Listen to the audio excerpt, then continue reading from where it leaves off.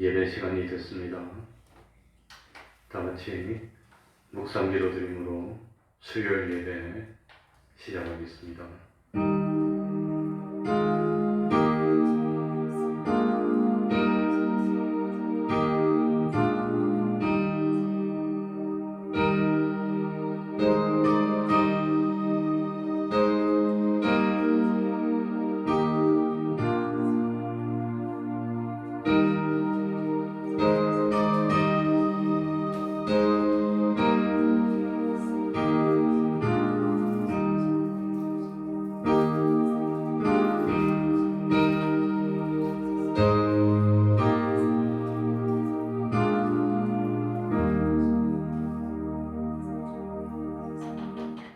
하나님 아버지, 이 시간에도 저희들을 하나님 앞으로 불러주시고 예배를 통해서 하나님을 만날 수 있도록 은혜 베풀어 주셨으니 진실로 감사드립니다.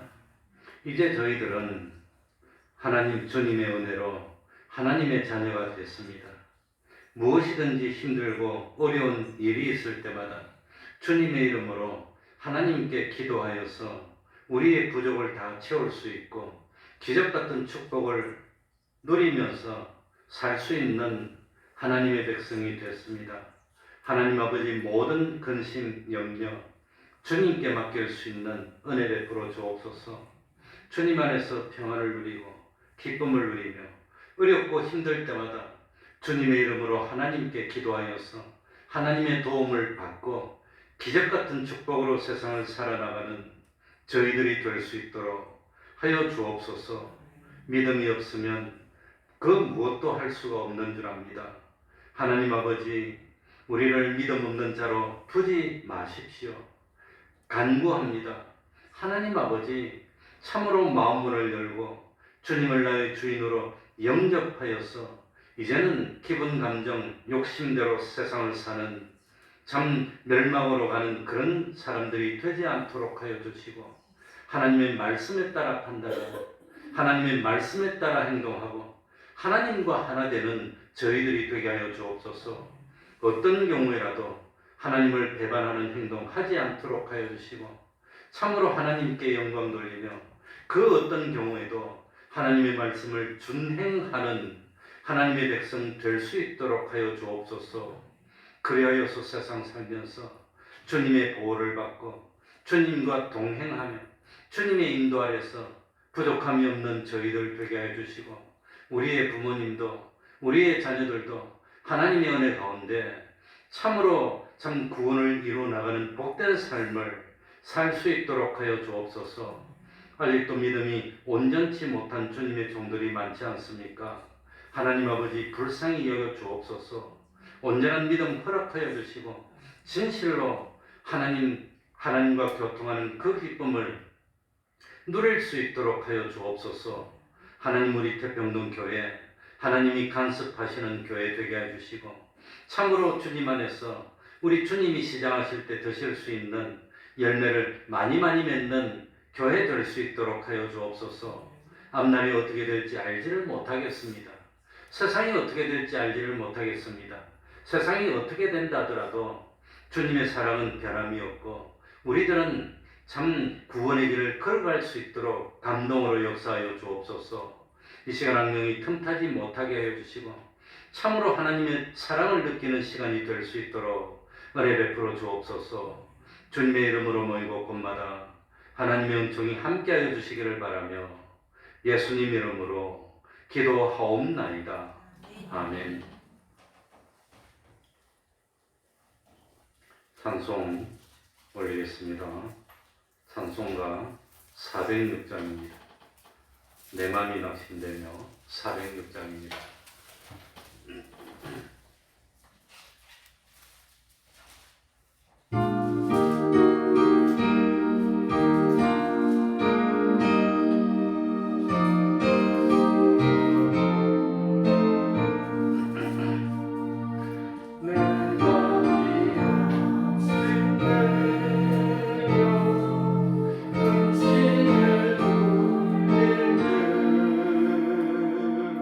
주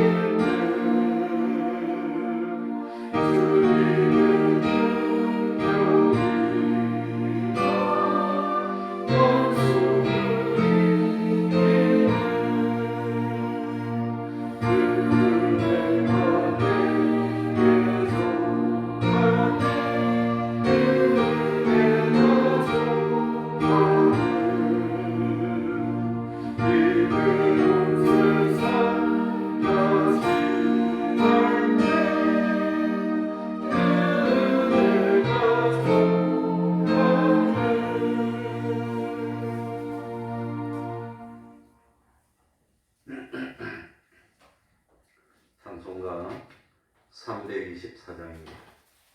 324장입니다.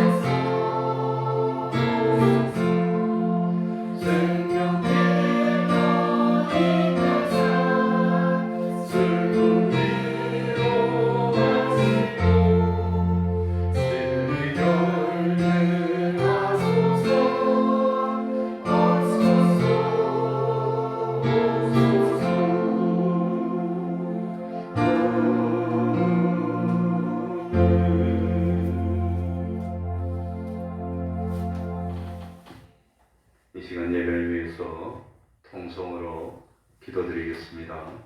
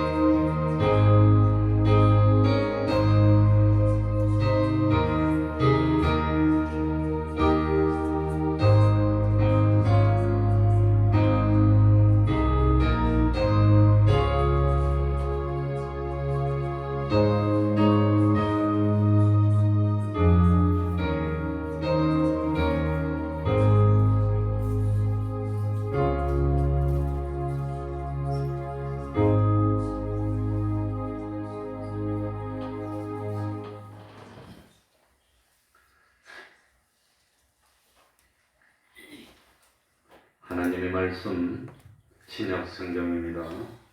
요한복음 1장 35절입니다.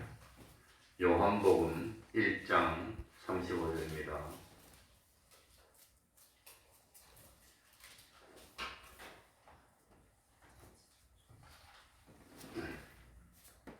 제가 읽겠습니다.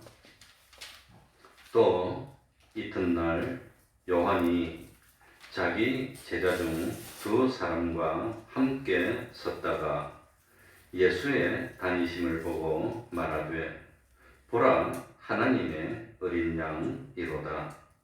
두 제자가 그의 말을 듣고 예수를 쫓거늘 예수께서 돌이켜 그 쫓는 것을 보시고 물어 가라사대 무엇을 구하느냐. 가로되 랍비여 어디 계시오니까 하니 랍비는 번역하면 선생이라. 예수께서 가라사대 와 보라. 그러므로 저희가 가서 계신 데를 보고 그날 함께 거하니 때가 제 10시쯤 되었더라. 요한의 말을 듣고 예수를 쫓는 두 사람 중에 하나는 시몬 베드로의 형제 안드레라. 그가 먼저 자기의 형제 시몬을 찾아 말하되 우리가 메시아를 만났다 하고, 메시아는 번역하면 그리스도라. 데리고 예수께로 오니 예수께서 보시고 가라사대 뇌가 요한의 아들 시몬이니 장차 게바라 하리라 하시니라. 게바는 번역하면 베드로라. 아멘.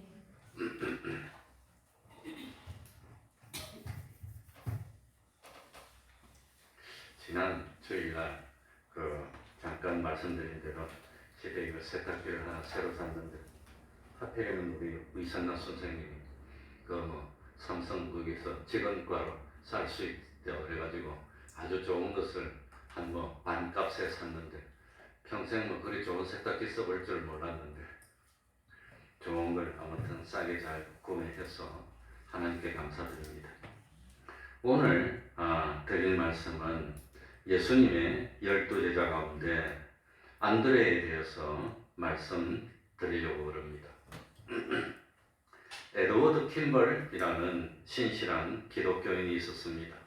하루는 이 킴벌이 지나가다가 어린 소년 하나가 길가에서 구두가게 조그만 것 해놓고는 구두를 손질하고 있는 것을 봤습니다. 그때 하나님의 감동이 왔습니다.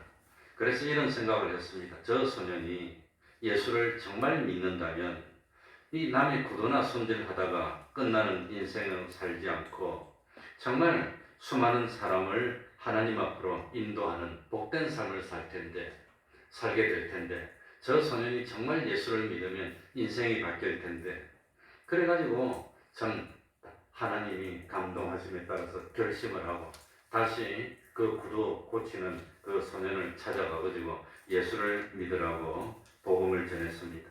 그랬더니 이 소년이 예수를 믿게 됐고 참 그 수많은 사람들을 멸망에서 건져내고 위대한 미국의 부흥을 일으켰던 무디 선생이 됐다고 합니다. 무디가 그러니까 이 무디의 신앙을 말할 때는 이 에드워드 킴벌이라는 사람을 말하지 않을 수가 없다고 하는 거예요. 그 킴벌이 복음을 전하지 않았다면 그 인류의 어마어마한 역사를 일으켰던 무디 같은 그런 사람이 어떻게 예수를 믿고 부흥의 역사를 일으켰을까? 그렇게 참 생각이 됩니다. 그런데 참 마찬가지로 우리가 예수님의 수제자 베드로를 이야기할 때 빼어놓을 수 없는 사람이 있는데 그 사람이 누구라 말입니까? 안드레라고 하는 겁니다. 동생이었습니다. 이 안드레가 예수님을 믿자마자 예수님을 만나자마자 제일 먼저 한 일이 자기 형한테 뛰어가서 우리가 메시아를 만났어. 구세주를 만났어. 형 이리 와봐. 그래가지고 자기 형을 예수님에게 데려왔어. 그래서 베드로라는 그런 어마어마한 12제자 중에 어떤 이 되는 그런 아무튼 그런 제자를 만들어내게 됐다고 하는 겁니다. 그러니까 오늘 성경에 보면은 안드레를 소개하는데 안드레를 누구라고 소개합니까? 시몬 베드로의 형제 안드레. 그러니까 안드레를 말하면서 안드레만 말하면 이름도 잘 모르고 좀 덜 유명하니까 베드로의 형제 안드레 이럴 만큼 베드로가 유명하게 됐는데 그 베드로의 은인이 누구란 말입니까? 안드레라고 하는 겁니다. 결론을 마지막에 말씀드릴 때 말씀드리겠지만 아무튼 참 안드레는 헬라식 이름이라고 합니다. 저도 헬라식 히브리식 구별을 잘 못하겠는데 게바 같이 딱딱하고 참 탁탁 끊어지는 그런 건 히브리식이고 안드레 같이 부드러운 것은 아마 헬라식 이름인 것 같습니다. 예수님의 12제자 중에서 안드레하고 빌립 두 사람만 헬라식 이름이라고 합니다. 나머지 10명의 제자들은 다 히브리식 이름을 사용하고 있습니다. 그러니까 안드레와 빌립의 히브리식 이름은 뭔지 알 수가 없습니다. 다만 안드레라는 헬라어 단어는 남자답다는 뜻이랍니다. 그러니까 이 안드레는 이름대로 정말 남자다운 그런 아량을 보여주는 그런 예수님의 제자였습니다. 그러니까 안드레는 다른 사람을 위해서 기꺼이 자기를 희생할 줄 아는 멋진 사람이었다고 하는 겁니다. 그리고 형제를 위해서 기꺼이 자기를 낮출 줄 아는 정말 대장부 같은 믿음을 가진 사람이 안드레였습니다. 일반적으로 안드레는 베드로의 형제라고 소개되어 있지만 이 베드로는 결혼을 했었고 안드레는 결혼을 하지 않은 채 베드로의 집에 얹혀서 함께 살았던 것을 보면 일반적으로 안드레를 동생으로 생각합니다. 이 형 베드로와는 달리 안드레는 성급하지 않고 얌전하고 차분하고 성실하고 결단력이 있는 그런 성품을 가졌고 알려지기로는 전설에 의하면은 러시아에 최초로 복음을 전한 사람이 안드레라고 합니다. 인도는 어디로 갔어요? 인도란다. 그 동아는 어디로 갔어요? 인도래. 안드레는 어디로 갔어요? 러시아로. 인도가 어디로 가고 자리있지? 아무튼 이 안드레의 아버지는 이름이 누구지요? 누구의 아들 시모나? 요나의 아들. 그 요나가 아버지의 이름입니다. 요나. 어머니는 성경에 보면 요한나로 나옵니다. 본래 어디 사람이냐? 이 베세다 사람입니다. 빌립하고 같이 베세다 사람이었지만 이사를 갑니다. 그래서 예수님도 어릴 때는 뭡니까? 그 참 어디서 커서 나사렛에서 컸지만 나중에 어디로 이사를 갔어요? 가버나움으로. 베드로도 마찬가지입니다. 가버나움으로 이사를 가서 성장합니다. 이 안드레는 직업이 뭐였지요? 형 베드로와 함께 직업이 뭐였지요? 어부였습니다. 어부. 물고기를 잡아서 생활하는 어부였고 베드로와 안드레는 같은 집에 살았습니다. 베드로는 결혼을 했고 아내와 함께 장모님을 모시고 산다는 것이 성경에 나옵니다. 그리고 안드레도 함께 살았다고 되어 있습니다. 아마도 물고기를 잡으니까 손이 많이 필요했고 동생을 집에서 같이 살면서 아마 어부로 생활하지 않았을까. 그러면서 이 베드로 안드레 형제하고 동업자가 누구였지요? 세베대의 아들인 야고보 요한. 이 재밌는 사실은 이 예수님의 12제자 가운데 4사람은 동업자였습니다. 그렇게 친한 사람들입니다. 그래가지고 이 예수님의 12제자 중에 이 4사람이 예수님의 제자가 되고 난 뒤에 또 이 4사람은 특별히 친한 관계를 유지합니다. 그러면서 이 4사람 중에서도 특별히 예수님이 제일 많이 데리고 다닌 사람이 누구지요? 베드로와 야고보와 요한. 3사람은 특별히 데리고 다니고 안드레는 빠졌어요. 그런데도 안드레는 불평을 한 적이 없습니다. 아무튼 그런 참 남자답고 누그러운 아량을 가졌던 사람이 안드레라고 하는 겁니다. 이 안드레는 예수님의 제자가 되기 전에 예수님보다도 먼저 복음을 전하고 활동했던 세례 요한의 제자였습니다. 이 세례 요한이 유대 광야에서 회개의 복음을 외칠 때 많은 사람들이 세례 요한에게 가서 세례를 받습니다. 아마 안드레도 그 사람들 중에 끼어서 세례 요한에게 회개의 세례를 받고 세례 요한의 교훈에 감동을 받고 아마도 세례 요한의 제자가 된 것 아닌가. 세례 요한하고 예수님은 친척 관계입니다.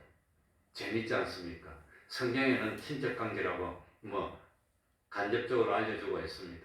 그런데 이 참 12제자 중에 베드로와 안드레도 형제고 야고보와 요한도 형제고 그 4사람은 아주 친한 동업자고 같은 마을에서 같이 물고기를 잡았고 이런 거 보니까 예수님이 같은 동네에 있는 사람들 다 제자로 예수님이 12제자 가운데 어부가 7사람입니다. 나중에 갈릴리 바다로 같이 물고기 잡으러 가는 거 보면 그러니까 그런 관계에 있다는 것을 참고로 알면 되겠습니다. 그런데 이 안드레는 세례 요한의 감명을 받고 세례 요한의 제자가 됩니다. 그런데 어느 날 세례 요한이 예수님을 보고는 세상 죄를 지고 갈 어린 양이라고, 아마도 구약 시절부터 뭡니까 유월절 어린 양에 대한 예언들을 다 알고 있었을 겁니다. 그런데 세례 요한이 예수님 보고 참 세상 죄를 지고 가는 어린 양이라고 소개를 하니까 안드레는 세례 요한을 떠나가지고 예수님의 제자가 됐다고 하는 겁니다. 그래서 안드레는 스스로 예수님의 뒤를 따라서 예수님의 제자가 된 인물이 안드레라고 하는 겁니다. 예수님이 날 따르라고 부르는 것이 아니라 예수님의 제자가 되고 싶습니다고 쫓아가서 예수님의 제자가 된 사람이 안드레하고 누구일까요? 요한하고. 이 요한은 사도 요한은 아마도 12제자 중에 가장 나이가 작은 어린 사람이었습니다. 예수님이 이 12제자를 부를 때 4번 사명을 주면서 부릅니다. 제일 먼저는 예수님을 믿으면 뭘 얻는 겁니까? 구원을 얻는 겁니다. 그래서 제일 먼저 부를 때는 어떻게 예수님을 믿는 믿음을 넣어주는 그런 부르심을 불렀다고 하는 겁니다. 불렀습니다. 그래서 참 요한복음 1장에 보면 처음으로 안드레를 부르고 안드레에게 믿음을 심어주면서 하나님의 백성이 되게 하였습니다. 안드레는 예수님을 만나자마자 예수님을 메시아로 믿고 그래가지고 자기 형에게 찾아가서 뭐라고 고백합니까? 우리가 누구를 만났다? 예수님을 메시아로 구세주로 믿으면 뭘 얻는 겁니까? 구원을 얻고 죄용서 받는다는, 그게 첫 번째 부르심입니다. 그런데 이 첫 번째 부름을 받고 난 뒤에 안드레가 완전히 예수님을 따라다니는 제자가 된 게 아니라 좀 따르다가 떠납니다. 다시 물고기를 잡습니다. 그게 어디 나오지요? 누가복음 5장에 나옵니다. 그 베드로하고 안드레하고 야고보하고 요한하고 다 물고기를 잡다가 밤새도록 잡아도 못 잡습니다. 그래가지고 예수님이 찾아와서 그물을 어디로 던져라? 깊은 곳으로 던져라. 이게 두 번째 부르는 겁니다. 그래가지고 참 예수님이 두 번째로 불렀을 때 이때는 그야말로 이 그물도 버리고 배도 버리고 풀타임으로 완전히 주님을 따르는 제자가 되는 겁니다. 그러니까 지금식으로 말하면 완전히 신학교에 입학해서 전도사가 되는 그런 것처럼 세상을 다 버려두고 이제 예수님을 전적으로 따르기 시작한 것, 이게 두 번째 부름이라고 하는 겁니다. 그러면서 두 번째 불렀을 때 너 앞으로 물고기 잡는 것이 아니라 누구를 낚는, 사람을 낚는 어부가 되라. 사람을 수익으로 잡으라. 그래서 참 결심을 하고 작정을 하고, 이거 예수님에게 월급 받는 것도 아니고 그렇지만 예수님에게 다 맡기고 따르는 제자가 된 겁니다. 저도 참 직장을 사표내고 목회를 나올 때 비장한 결심을 하고 각오를 하고 아이들이 어떻게 될까 모르겠어요. 아무튼 하나님이 먹여주겠지 그러면서 참 나왔는데 바로 이 두 번째 불렀을 때가 바로 그 부름입니다. 그리고 세 번째는 참 마태복음 10장 1절부터 4절에 나옵니다. 예수님은 안드레를 비롯한 12 제자들에게 세상으로 보내면서 훈련을 시키고 복음을 전해보라고 합니다. 둘씩 보냅니다. 그게 세 번째입니다. 그래가지고 참 연단을 시키고 복음을 전하고 참 이 말씀을 전하는 생활이 쉽습니까? 어렵습니까? 어려운 겁니다. 이제 신앙이 좀 자란 겁니다. 어려워도 견디고 이 일을 계속할 수 있겠니? 저도 처음에 목회하겠다고 나왔을 때는 30살에 나왔으니까 비교적 일찍 나왔습니다. 30살 될 때 89년 1월 초에 나오는데 지금 65이니까 몇 년입니까? 36년째입니다. 그러니까 그때 나왔을 때는 이제 30살밖에 안 되면 다시 또 돌아가면 되지. 그래 실제로 1년 하다가 너무 어려우니까 집어치고 세상으로 나가려고 해가지고 아무튼 그래가지고 달리 나이가 조금 들긴 했으니까 다시 LG 같은 데 취직할 수는 없고 고등학교 영어교사 자격증이 있으니까 영어교사로 가려고 알아보니까 어디서 오라 그러더라고. 그래서 고등학교 교사로 가서 갈까 말까 그게 2월달이에요. 2월달. 2월달에 마지막으로 지금 가든지 포기하든지 둘 중에 하나를 해야 되는데, 그런데 아무튼 기도해보고 아이들도 어린데 지금 후퇴하면은 나는 뭐 평생 하나님 일 못할 거야. 그래서 힘들고 어렵고 그래가지고 다른 데 그러니까 뒤로 알아봐가지고 어디 교사 자리 있나 좀 알아봐다가 친구한테 부탁하고 요리조리 해가지고 뭐 어쩌고 오라 그랬는데 결국은 포기하고 안 갔습니다. 지금 포기하면 내가 평생 아이들이 더 크고 돈도 더 들 거고 어떻게 하겠어. 그래서 기도하고 결심하고 그게 네 번째로 그게 세 번째. 아무튼 뭐 그래가지고 나왔는데 예수님이 제자들 복음 전하면서 보내면서 누구 가운데 어린 양을 보내는 것 같다고 그랬지요. 이 그만큼 어려운 겁니다. 그러니까 이 풀타임 하겠다고 직장 그만두고 나오니까 얼마나 갈등이 되고 오히려 신앙이 더 떨어지고 그 주일날만 와서 예배드리고 갈 때는 몰랐는데 교회 들어와가지고 있으니까 이제는 실상을 알게 되는 겁니다. 그전에는 집사님들이 천사처럼 보이고 권사님은 높이 보이는데 교회 들어오고 보니까 안 그러더라고. 너무너무 힘들고 어렵고 그래가지고 참 그러니까 예수님이 제자를 보내면서 이리때 가운데 양을 보내는 것 같다고 그러지. 이제 목을 하나님께 매는 겁니다. 그래서 1년, 2년, 3년 지나면 이제 나이 들어서 장사 말고는 할 게 없어. 이제 장사나 운전이나 뭐 자영 말고는. 그러니까 점점 더 매이고 흠들에도 매이고 나중에는 죽어도 매이고 하나님께 매이고 하나님께 다 맡기는 그런 믿음으로 성장하는 것이 아닌가. 지금은 감사합니다. 내가 참 이 하나님의 일을 안 했더라면 이대로 살 수 있었을까. 건강도 안 좋고. 그러니까 날마다 감사하게 되고 기도하고 기도 끝에 제일 먼저 아멘 하기 전에 감사가 저를 하나님 감사합니다. 불러주신 것이 그게 고맙고 감사합니다. 마지막 네 번째 사명은 뭡니까? 예수님이 죽으시고 부활하시고 난 뒤에 갈릴리에서 만났습니다. 그러니까 갈릴리에서 만나가지고 마태복음 28장에 보면은 11 제자가 갈릴리에 가서 예수의 명하시던 산에 이르러 그래가지고 19절에 보면은 그러므로 너희는 가서 모든 족속으로 제자를 삼아 아버지와 아들과 성령의 이름으로 세례를 주고 내가 너희에게 분부한 모든 것을 가르쳐 지키게 하라. 그러면서 최종적으로 보내는 겁니다. 그 보내는 것은 마지막에 어떻게 되는 겁니까? 다 순교로 죽고 끝납니다. 핍박받아서 복음 전하다 다 죽는데 예수님이 죽으러 보내는 겁니다. 그게 네 번째였습니다. 그러면서 요한복음 15장에 예수님이 십자가를 지기 직전에 제자들에게 뭐라고 말하느냐. 이제부터는 너희를 종이라 하지 아니하리니. 그래도 나중에 사도들의 성경을 보면서 뭐라고 그럽니까? 예수 그리스도의 종이라고 표현하는데 주님은 종이라고 하지 아니하리니. 종은 주인이 하는 것을 알지 못합니다. 내가 너희를 친구로 하였느니 내가 내 아버지께 들은 것을 다 너희에게 알게 하였습니다. 내가 이제 너희를 친구로 대해줄게. 그래서 제자들은 친구 대신 주님을 위해서 다 피를 뿌리고 순교로 끝을 맺는 그런 승리를 하는 충성스러운 일꾼들이 된 겁니다. 참 이 마태복음, 마가복음, 누가복음을 무슨 복음이라고 그러지요? 공간복음이라고 그럽니다. 보는 관점이 같은 겁니다. 그런데 요한복음은 공간복음이 아닙니다. 보는 관점이 다른 겁니다. 그런데 이 공간복음에는 안드레에 대한 이야기가 특별히 안 나옵니다. 그런데 요한복음에는 안드레에 대한 이야기가 많이 나옵니다. 왜 그럴까요? 처음에 말할 때 누가 친하다 그랬지요? 베드로하고 안드레하고 야고보, 요한은 친하다 그랬잖아요. 그런데 이 요한복음은 요한이 기록했는데 자기하고 특별히 친했고 같이 활동을 많이 했던 안드레에 대해서 다른 제자들보다 관심을 많이 가지고 있었으니까 특별히 요한복음에는 이 안드레에 대한 이야기가 쭉 나오는 겁니다. 그래서 공간복음에는 하나도 안 나오던 그런 안드레에 대한 이야기가 요한복음에만 나옵니다. 오늘 읽은 요한복음 1장 35절부터 42절에 보면은 또 이튿날 요한이 자기 제자 중 두 사람과 함께 있었다. 이 요한은 사도 요한이 아니고 무슨 요한이죠? 세례 요한입니다. 예수의 단이 전 보고 말하되 보라 하나님의 어린 양이로다.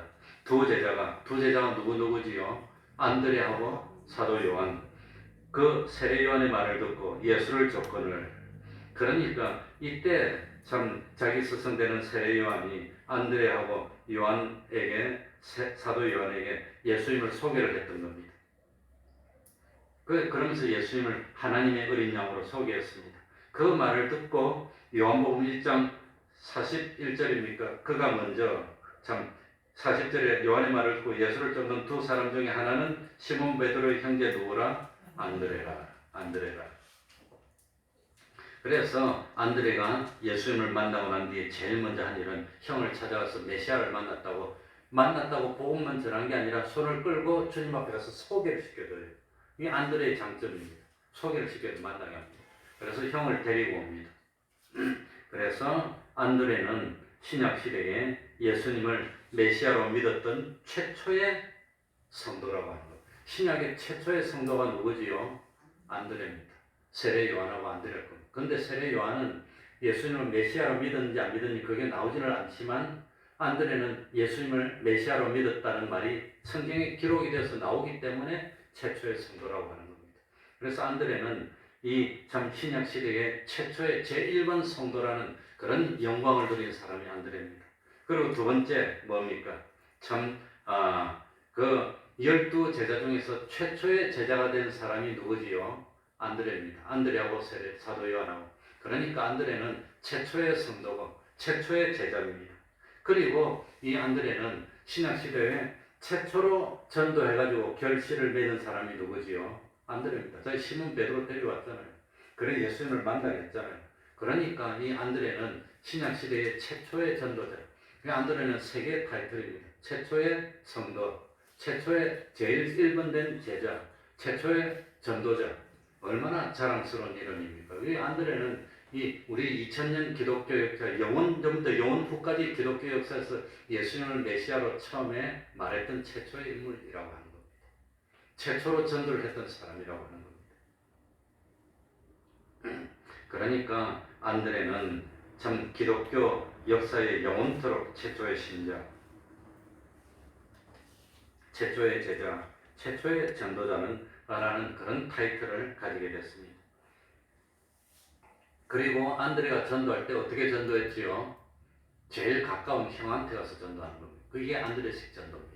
그러니까 가까운 사람부터, 친한 사람부터 가가지고 참 말을 해서 전도해서 하나님 앞으로 이끄는 거. 그러니까 전도도, 자녀도 전도하는 겁니다. 부모도 전도하는 겁니다. 형제도 전도, 그것도 전도의 열매입니다. 그게 안드레식 전도입니다. 그리고 안드레는 복음만 말하는 것이 아니라 손을 잡고 직접 누구에게 데려옵니까? 예수님에게 데려서 예수님을 보여주는 겁니다. 그랬더니 예수님이 베드로를 딱 보더니 야 참 개발하라. 이름도 새로 지어지고 제대로 탁 피고 배우고. 그러니까 베드로가 예수님의 제자 된 것은 누구 덕분이지요? 안드레 덕분입니다. 안드레. 그러니까 안드레는 원하고 원해서 예수님 가서 복음 전하라고 말도 안 했습니다. 그런데 예수님을 만나보고 감동을 받았습니다. 이때까지 이런 분을 만나보지 못했어. 이런 교훈을 들어보지 못했어. 이분이 메시아야. 놀래가지고 흥분이 됐습니다. 그전에는 세례요한 따라다니는데 세례요한에게도 교훈을 받았는데 세례요한하고 예수님은 차원이 달라버렸습니다. 그래가지고 형한테 뛰어가서 메시아를 만났어. 이 예수님이 끌어갔다는 겁니다. 그게 안드레의 전도입니다. 우리도 그런 식으로 손을 잡고 끌고 주님을 영접할 수 있도록 도와주는 그런 전도를 해야 됩니다. 두 번째입니다. 요한복음 6장 5절 펴보시기 바랍니다. 이 안드레에 대해서 성경에 나오는 두 번째입니다. 요한복음 6장 5절.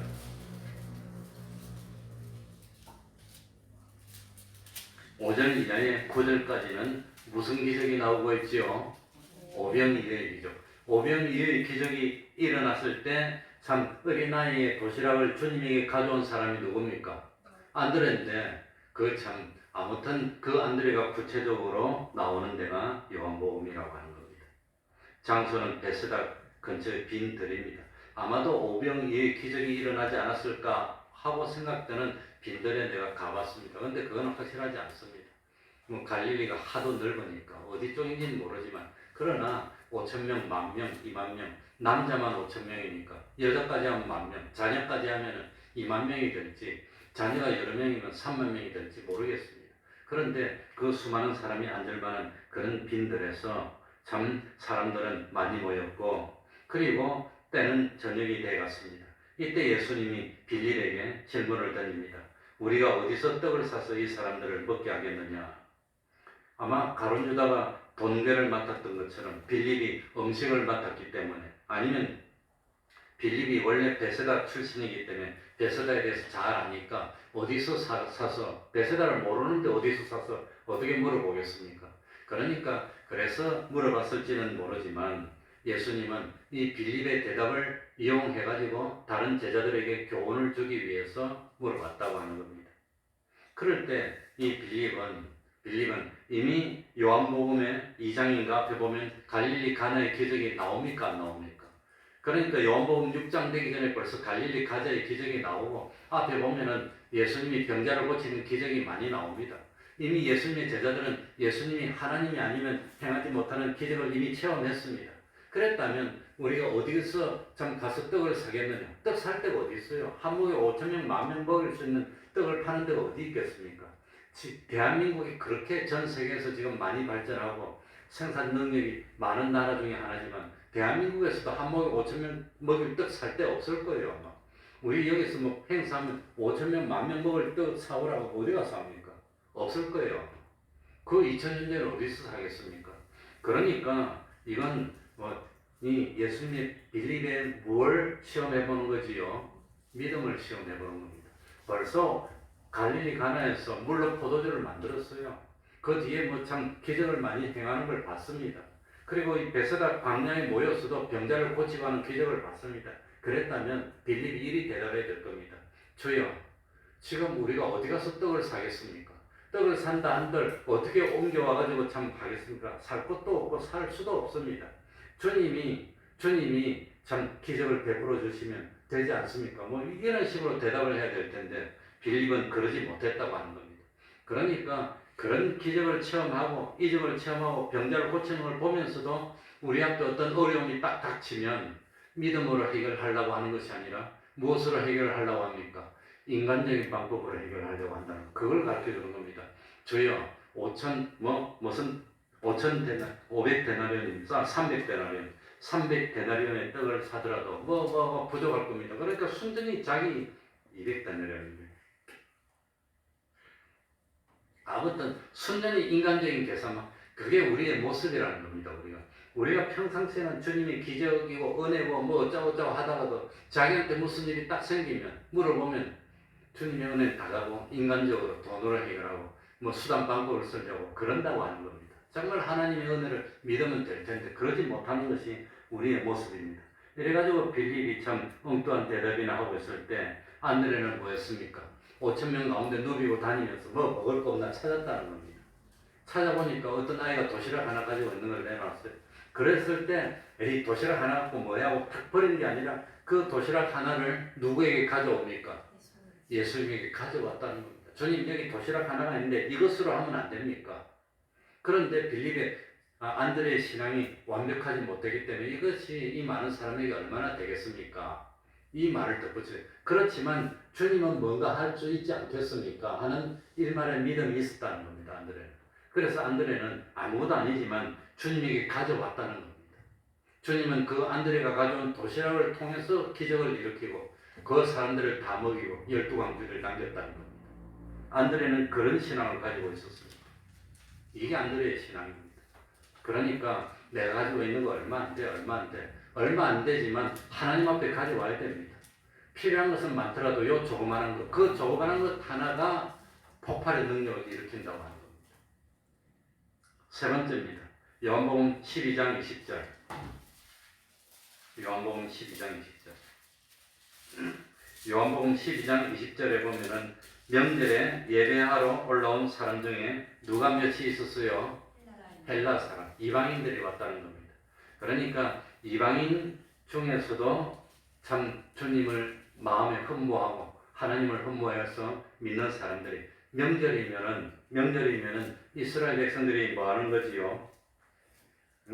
1년에 4차, 이 12절을 보면 6월절입니다. 6월절이니까 1년에 3차 어디로 오는 겁니까?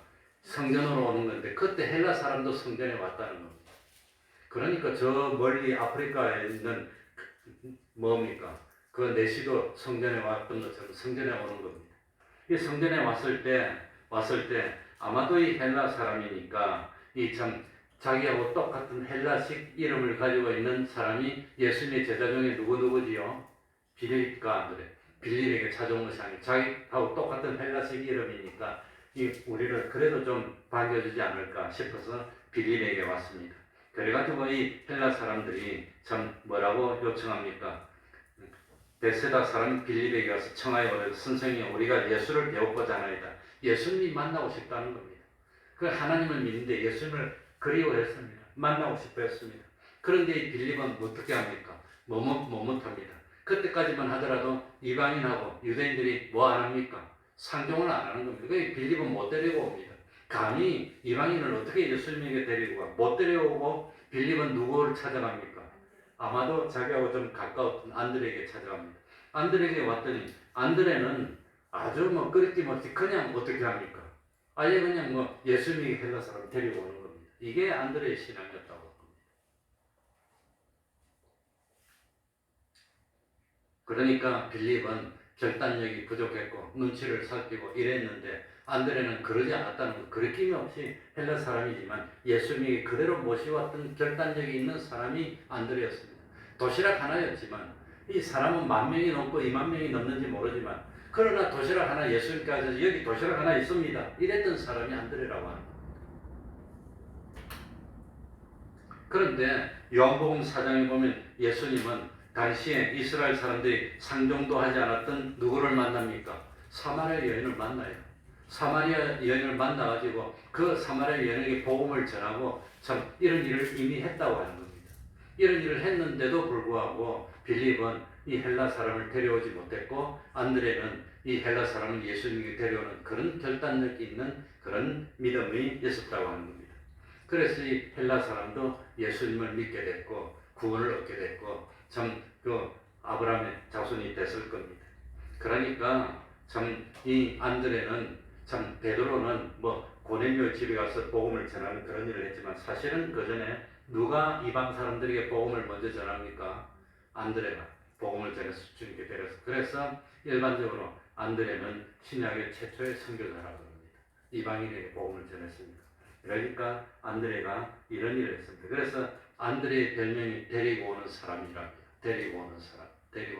누구든지 데리고 와. 목사님에게 데려오고 예수님 앞으로 데리고 와서 예수님을 만날 수 있도록 도와주는 그런 역할을 한 게 안드레입니다.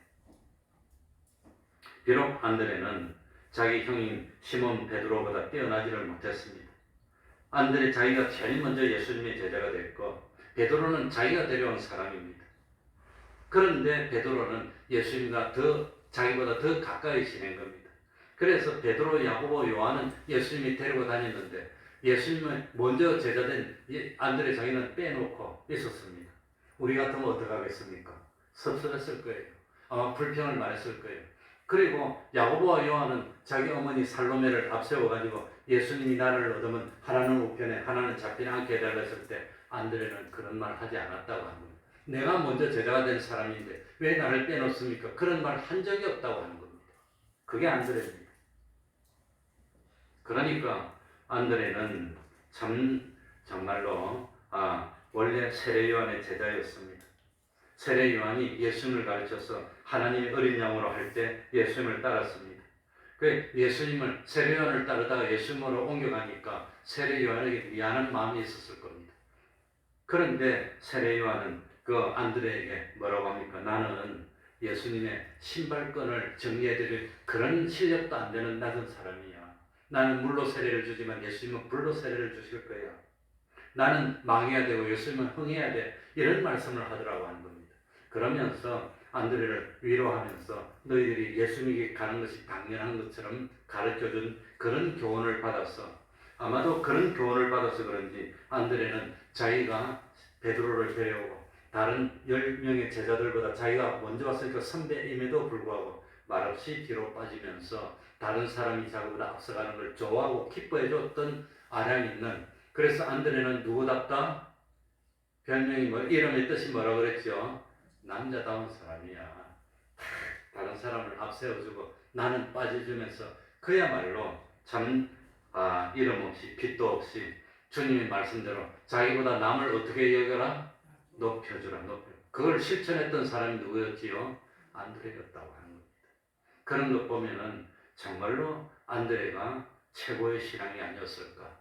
주님 말씀처럼 하늘나라에서 어뜸이 되고자 하는 자는 세상에서 누가 되어야 하리라? 섬기는 자가 되고 낮추는 자가 되어야 하리라 했는데 안드레는 정말 그 말씀을 실천했던 그런 예수님의 제자였습니다. 그 안드레의 스승이었던 세례 요한처럼 그는 흥해야 되고 나는 망해야 돼 하는 말씀을 실천했던 정말로 실천했던 믿음의 거인이 우리가 몰라서 그렇지 참 안드레가 아니었을까 그런 생각을 합니다. 그리고 또 욱하고 올라오려고 그래서 말을 못하겠네요. 예수님 안드레가 마지막에 죽을 때 뭡니까? 그 역사가 유세비우스에 의하면은 십자가에 이틀을 매달려 있었다고 합니다. 안 죽고 예수님이 그 이틀 동안 매달려서 복음을 전하다가 숨을 거뒀다고 합니다. 그런데 이 안드레는 베드로는 감히 내가 어떻게 예수님하고 똑같이 매달려 그래서 어떻게 매달렸습니까? 거꾸로. 안드레는 어떻게 매달렸습니까?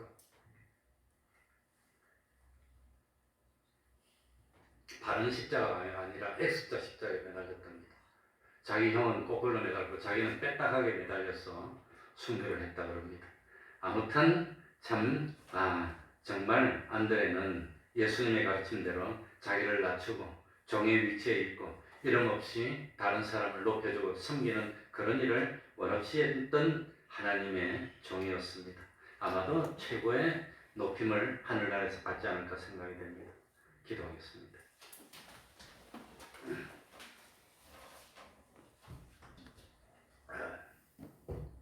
하나님 아버지 감사드립니다. 사람 누구나 욕심이 있습니다. 아주 거창하게 거대하게 크게 뭔가 해보고 싶고 이름도 떨치고 싶지만 주님의 가르침은 오른손이 하는 것을 왼손이 모르게 하라고 그랬습니다. 정말 하늘나라에서 어뜸이 되고 싶으면 제일 낮은 자리에 서고 섬기는 위치에 서라고 그랬습니다.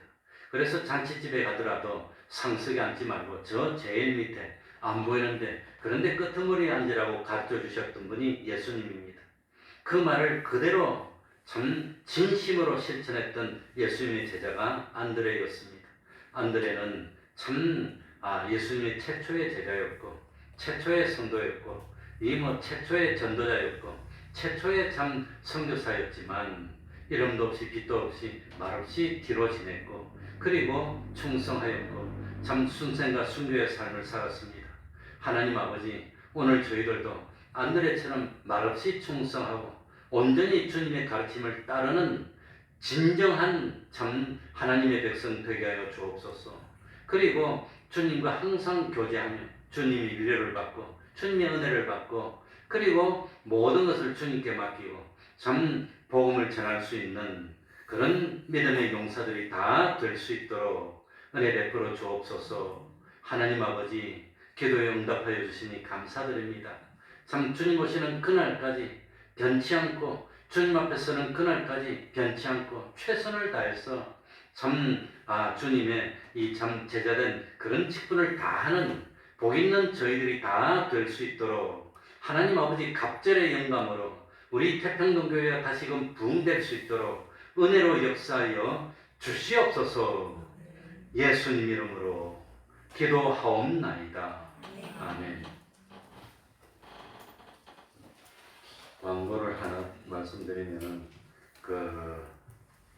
우리 교회 건물 앞에 문 타고 주차장 문하고 다 잠그기로 했습니다. 그래서 혹시라도 참 야간에 오실 때는 그 문을 열어야 됩니다. 문을 열어야 되니까 그 마이크에다가 비밀번호를 말해드려도 되려나 모르겠는데 이거 끝까지 안 듣겠죠. 이게 숫자로 된 거는 다른 사람이 들으면 말만 해주면 아무런 의미가 없어집니다. 우리끼리 필요한 사람은 살짝 알아야 되는데 그 비밀번호가 뭐냐면 3798대입니다. 들었습니까? 교회 주소라고. 네? 교회 주소라고. 그냥 3798대입니다. 그러니까 아무튼 그 주차장 번호하고 이 앞에 문 번호 그것만 알고 계시면 아무튼 되는데 필요하시면은 개별적으로 물어보면 다 말씀해 드리겠습니다. 안 그러니까 다른 사람들이 새벽기도 문을 활짝 열어놓고 뭐 엉망진창으로 만들고 자꾸 그러니까. 그리고 또 하나 또 광고할 거는 우리가 그 2,500만 원을 그 뭡니까? 이 원래 우리 교회의 그 계약금이 1억 2천인데 9,500원 계약서에 쓰고 2,500원 차용증입니다. 차용증. 그러니까 자기 뭐 세금 때문에 그런 차용증을 했는데 2,500만 원을 오늘자로 다 받았습니다. 다 받았고 건물주가 이게 뭡니까? 계약서를 다시 쓰자 그러는데 계약서를 어떻게 다시 쓰는지 좋을지 좀 기도 많이 해주셔서 잘 쓰도록 좀 했으면 좋겠습니다. 그리고 이제 건재당이 9,500이 있기 때문에 이거 뭐 주인이 건물을 다른 사람에게 팔더라도 상가가 돼서 임대차 보호를 못 받는데 그래도 상관없이 우리는 법적으로 다 보호를 받게 됐습니다. 하나님께 감사드립니다. 그러니까 그 기도 많이 해주시고 우리 이순나 선생님 어머니 호스피스 병원에 계시니까 그래도 잘 견딜 수 있고 하나님 기쁘시게 할 수 있도록 기도해 주시기 바랍니다. 그러면은 찬송 올리겠습니다. 찬송가 456장입니다. 주와 같이 길 가는 것 456장입니다.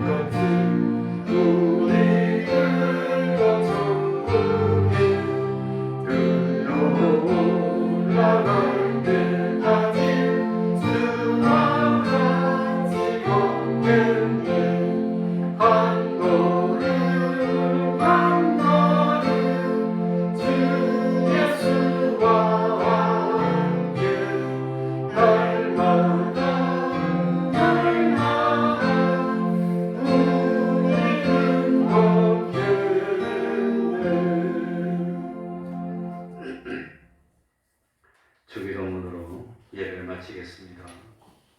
하늘에 계신 우리 아버지여, 이름이 거룩히 여김을 받으시오며 나라의 임하옵시며 뜻이 하늘에서 이룬 것 같이 땅에서도 이루어지이다.